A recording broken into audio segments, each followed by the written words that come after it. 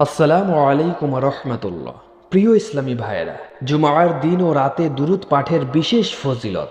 রাসূলুল্লাহ সাল্লাল্লাহু আলাইহি ওয়াসাল্লাম বলেছেন, জুমার রাতে ও দিনে তোমরা আমার ওপর বেশি বেশি দুরুদ পাঠ করো। যে ব্যক্তি আমার ওপর একবার দুরুদ পাঠ করবে, সে ব্যক্তির ওপর আল্লাহ 10 বার রহমত বর্ষণ করবেন।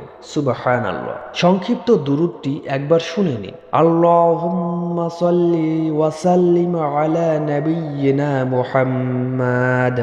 অর্থ: হে আল্লাহ, আপনি নবী মুহাম্মদ সাল্লাল্লাহু আলাইহি ওয়াসাল্লামের ওপর শান্তি ও রহমত বর্ষণ করুন।